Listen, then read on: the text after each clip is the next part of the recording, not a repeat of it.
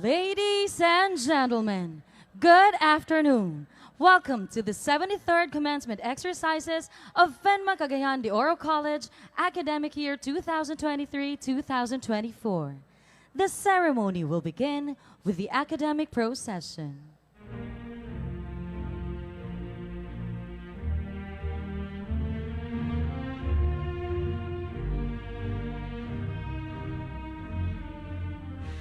Announcing the entry of the candidates for graduation from the College of and School of Criminology and Criminal Justice.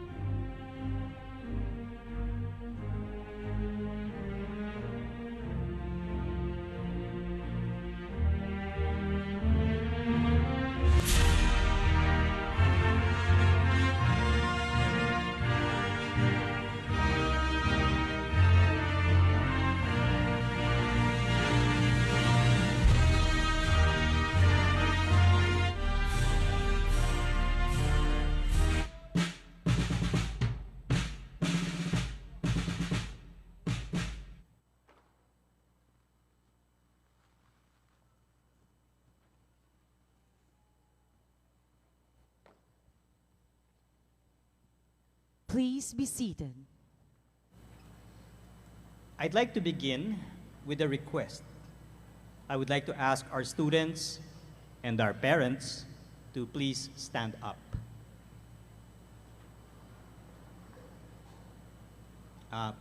Parents as well, please. Thank you. Our graduates, please look for your parents and wave to them.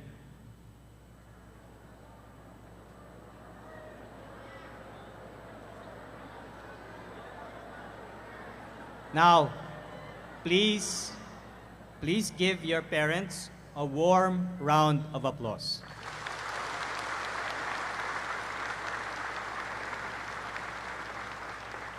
To our dear parents, maraming salamat po. Our students will not be here today without your love and sacrifices. Thank you very much. At this point, ladies and gentlemen, the Dean of the School of Criminology and Criminal Justice, Dr. Jerry J. Canyo, will introduce the commencement speaker. As an educator, it is really of great honor and pleasure to introduce one of your great students. And this afternoon, I am enjoying that honor. He was commissioned as a police inspector via lateral entry as a registered criminologist. Later on, he was designated to various positions, including Chief of Police of 3 municipalities in Bukidnon. He was also the Chief Internal Operations Section of the Regional Operations Plans Division. Lieutenant Colonel Benigno G. Balisi Jr., PhD.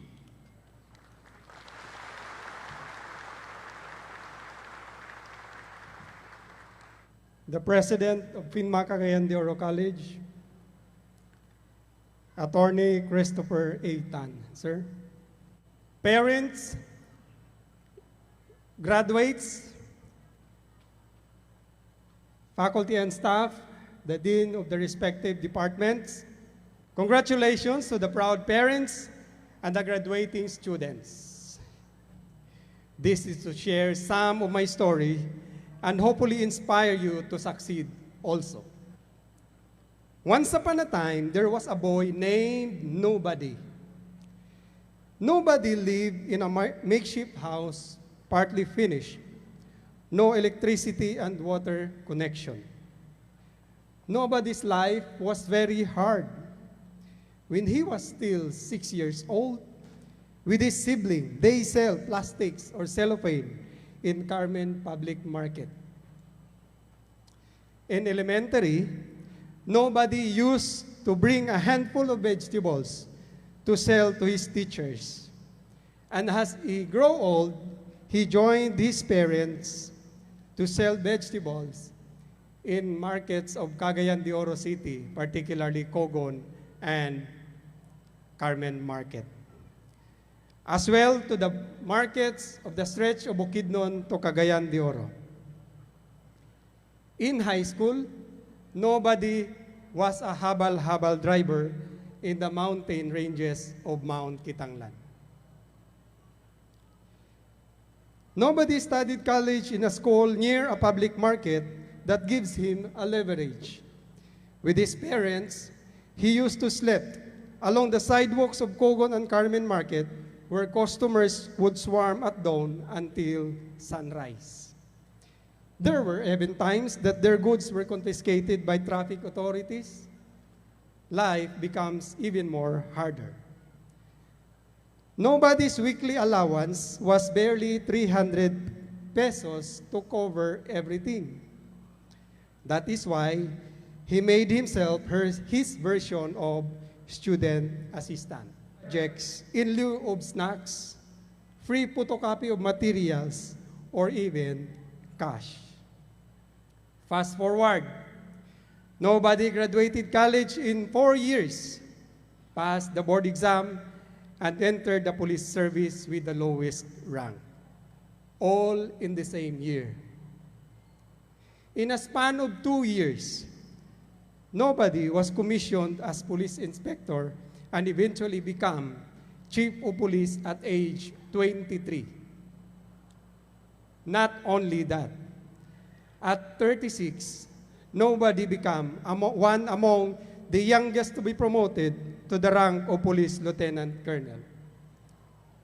Despite that, Nobody knows nobody. Wala po siyang kakilala or padrino. Against all odds, the rest is history. Obviously, you can tell that nobody in our story is me. Yes, it's me. So you would be probably asking, how did it all happen? How did you do that? Let me share some of my personal and practical tips on how to become somebody. Me, I consider God as my ultimate CCTV. With that, I can practice my integrity consistently. Personal growth, heart, integrity. I thank the Lord for my wife. She is the result of my non-negotiable. M for mentor. Most successful people did not succeed alone. They have a mentor.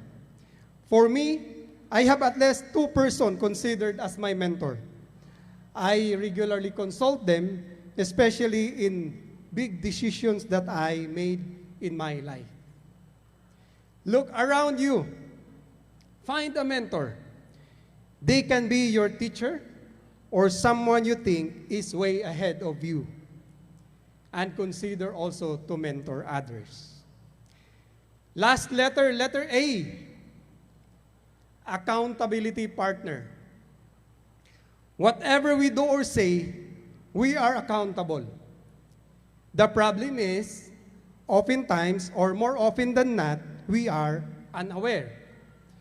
We only know when our bad actions are brought to light.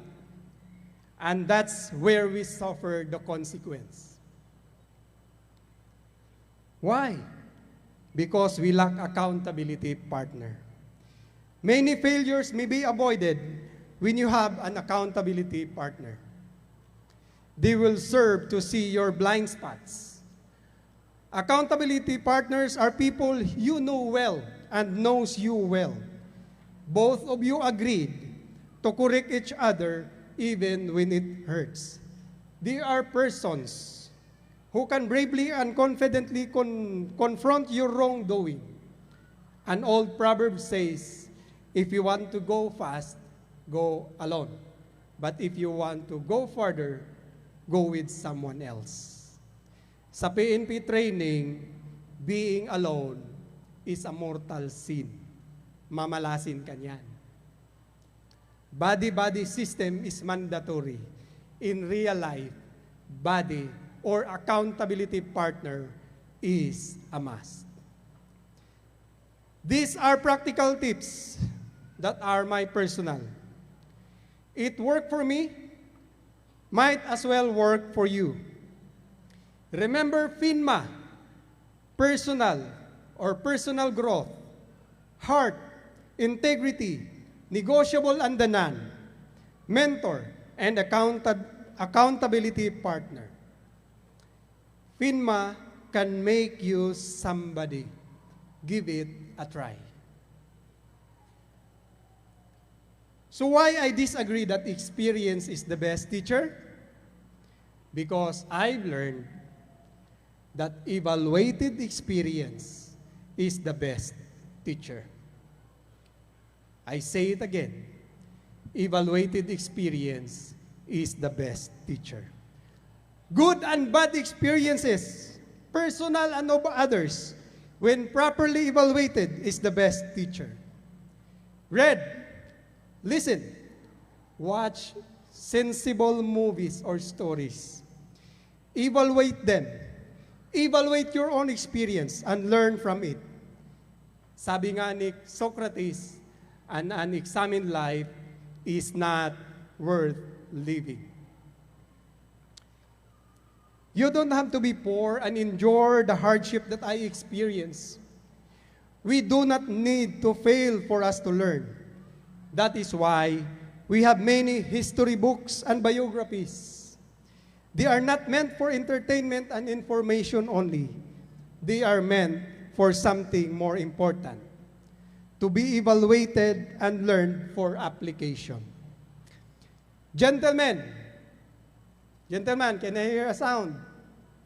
Graduates, gentlemen, We do not need to experience the failure of Samson with Delilah. And girls, you have a precedence of the success from the story of Esther, the queen of Persia. The story of Joseph from slavery to becoming the most influential person in the kingdom of Egypt should be enough for us to learn. This is my story. Not perfect, far from being ideal.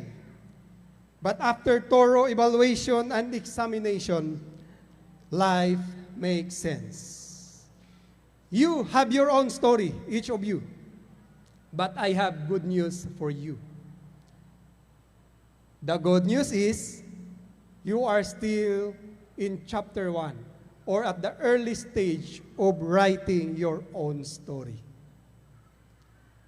How would you like your story to be in the future?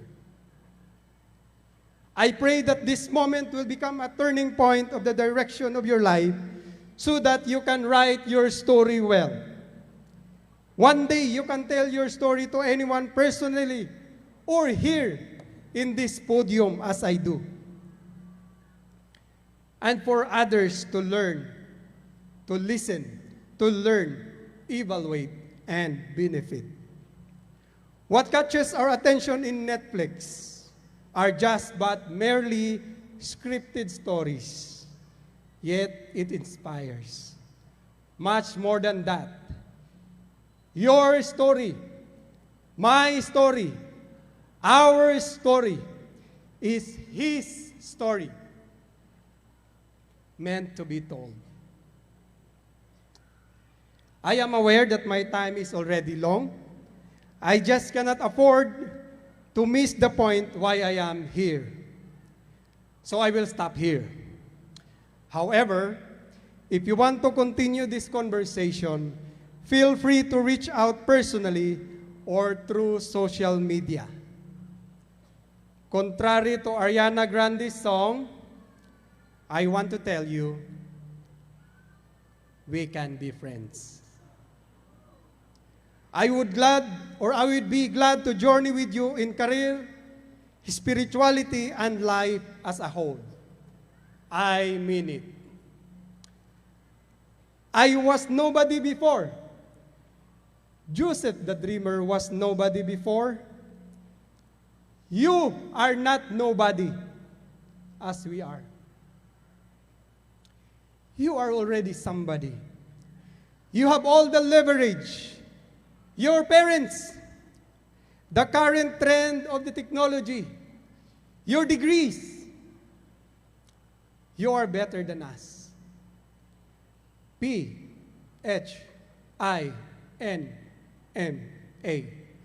Remember FINMA as your practical tips can make you somebody.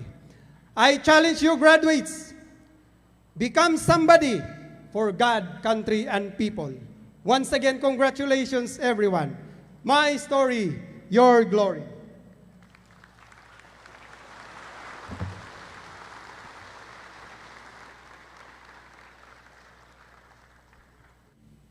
Graduates of FINMA Cagayan de Oro College, this 24th day of May, 2024. To testify to your successes, graduates, I request that you transfer your sash from right to left.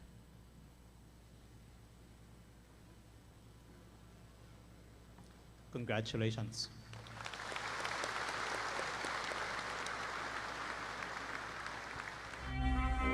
Presenting the graduates from Bachelor of Science in Criminology, Carmen Campos, Kent Adrian A. Aba, Jovel Q. Ababaw, Jade Harvey W. Aban, Kent Jasper L. Abang, Syra B. Abanyo, Catherine Emerich J. Abaw, Jenny E. Abilides, Carl Joseph A. Abian, Charmaine P. Abian, Gio R. Abines R. Crim, Christopher Rick V. Abok R. Crim, J. Mark M. Abriol, Romeline A. Abriol, John Kyle T. Abrogenia, C.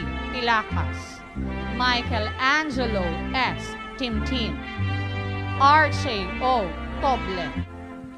Thank you, Mr. President, our EVP COO, Country Controller, Assistant COO, College Deans and College Registrar, and our Director of Center for Student Development and Leadership. At this point, ladies and gentlemen, may we request Mr. Egypt F. Del Rosario, Cagayan de Oro College alumnus, to lead the FINMA Cagayan de Oro College graduation pledge. Graduates, please rise. Raise your right hand and repeat after me. I hereby pledge as a graduate of FINMA Cagayan de Oro College to always act with integrity, to always stand by my word, and keep my promises, to uphold professionalism in the career that I pursue, to continue honing my skills and expanding my knowledge, to be a good team member, to achieving the vision of a better life for all, to keep my mind open to new ideas, new people, and new ways of doing things, and to love our country and its people, to serve and sacrifice for the greater good. So help me God. Congratulations, my fellow alumni.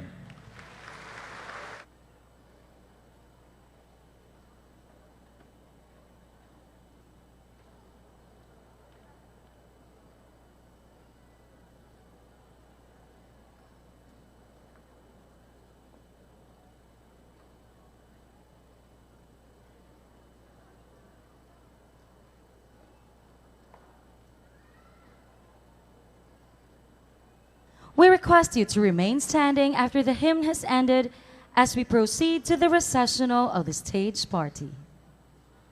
Directors headed by Mr. Ramon R. Del Rosario Jr., FINMA Cagayan de Oro College President, Mr. Christopher A. Tan, the FINMA Cagayan de Oro College officers, faculty, and staff. We thank you for your presence in this momentous event, the 73rd commencement exercises of FINMA Cagayan de Oro College. Good evening, everyone, and congratulations!